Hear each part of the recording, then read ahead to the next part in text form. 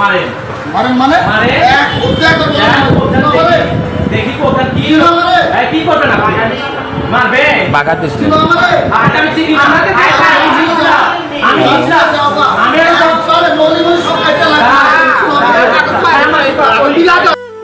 এই ভিডিওটা দেখে অনেকেই অনেক রকম কমেন্ট করছেন, তার মধ্যে বেশিরভাগই কমেন্ট করছেন ওই লোককে আইনের আওতায় আনা হোক। আচ্ছা ভাই, আইন কি বাধ্যতামূলক করেছে প্রত্যেকটা মানুষের কাছ থেকে এইভাবে জুলুম করে টাকা নেওয়ার জন্য?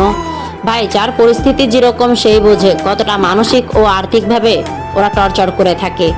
বিগত 8 মাস আগে আমার সিজার হয়েছিল। আমি হসপিটাল থেকে আসছি দুপুর 12টা বাজে। 12:30 থেকে 1টার মধ্যে 3জন হিজড়া আমার বাসার সামনে চলে আসে। যেহেতু রুমের দরজা খোলা ছিল তাই সাথে ভিতরে ঢুকেই 10,000 টাকা দাবি করে বসে। এটা নিয়ে যে কত কিছু করলো তার শেষ নাই।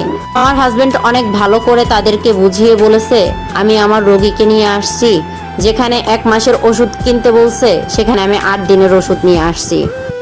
এই মুহূর্তে আমার কাছে কোনো টাকা নেই, দয়া করে 1 সপ্তাহ পরে আসেন, আপনারা খুশি হয়ে যায়েন আর আমার বাচ্চাটাকে দোয়া কইরা যায়েন। কিন্তু তারা কোনো কথাই মানে নাই, বরঞ্চ আমার হাজবেন্ডের সাথে কথা কাটাকাটি করে কাপড় তো খুললোই, আরও আমার হাজবেন্ডের গায়ে একটা চড় মারলো।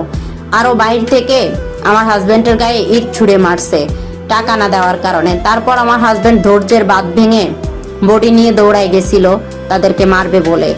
আর এই মুহূর্তে আমি 3 দিনের সিজারের রুগী ছিলাম। সে অবস্থায় আমি তাদের সাথে কথা কাটাকাটি করতেছিলাম। ভাই, এক কথায় কি বলবো, তাদের ব্যবহার এত খারাপ থাকে, তারা টাকার জন্য অনেক কিছু করতে পারে। এদের মান সম্মান তো নাই। আমরা যারা মধ্যবিত্ত আছি, টাকা ও আর্থিক দিক দিয়ে মানসিকভাবে প্রচুর টর্চার করে। শেষমেশ আমার কাছ থেকে সেই মুহূর্তেই 2500 টাকা আদায় করে নিয়ে যায়। আচ্ছা, আমাকে একটা কথা বলেন তো, বাচ্চা জন্ম দিলাম আমি, খরচ দিলাম আমি, বাচ্চাটাও আমার, ওদের কি কোনো বাধ্যতামূলক আইন আছে যে ওদের টাকা দেওয়াই লাগবে, নাকি কোনো শরিয়ত মতে আছে?